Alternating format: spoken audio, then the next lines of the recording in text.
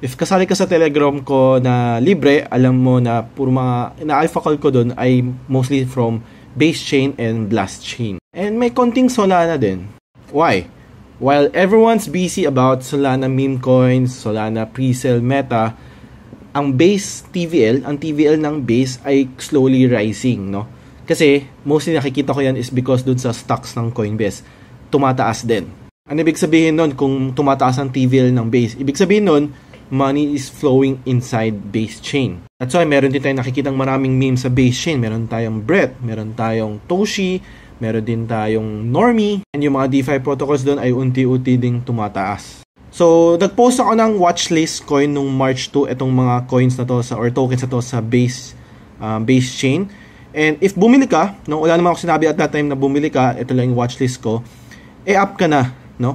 Dun sa Well, 3x, Brett, almost 9x, Degen, almost 9x. Also, basically, itong 6 coins na nilagay ko sa watchlist ay up ka. Why? Because tumataas nga ang TVL ng base. Maraming perang pumapasok sa loob. Ngayon, meron kang 2 questions. First question is, late na ba? I don't think so. No? I think meron pang mga good projects, good tokens, or good meme coins na kaya pa umakyat. Or meron pang mga bagong lalabas. Second question is, saan mo makikita tong alpha calls ito? Ang Telegram group ko, again, it's free. Ang link ay nasa bio lang yun. For example, itong Brett, ito, matagal ko nang sinishield to. Early ako dito sa Brett. And paldong-paldo ako dyan. Pero syempre, hindi natin maiiwasan yung mga konting fumbles, like buy high, sell low, no? That's part of our like lesson, no? Part ng journey yun. Sa Blast naman, sa Blast is naghahabol yung mga tao sa airdrop, no? Wala pa kasing Blast token, eh. I think sa May pa ata ilalabas yun.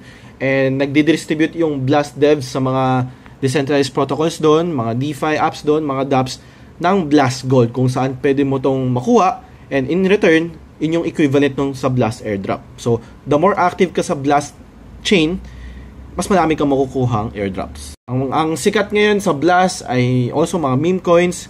Meron din mga play to earns like Yield, SSS, meron din. Speaking of SSS, hindi po rug yun, na-exploit yun, at pabalik na po lahat, no? 100% mababalik lahat para lang tayo nag-time travel. So, sa mga haters dyan, tahimik yan mga yan. Yung Yield, shinil ko yan ng 0.72, 0.75, umabot siya ng $17 just last 2-3 days ago. So, paldo din tayo dun. Okay? Paldo din tayo dun. Swerte tayo ngayong buwan.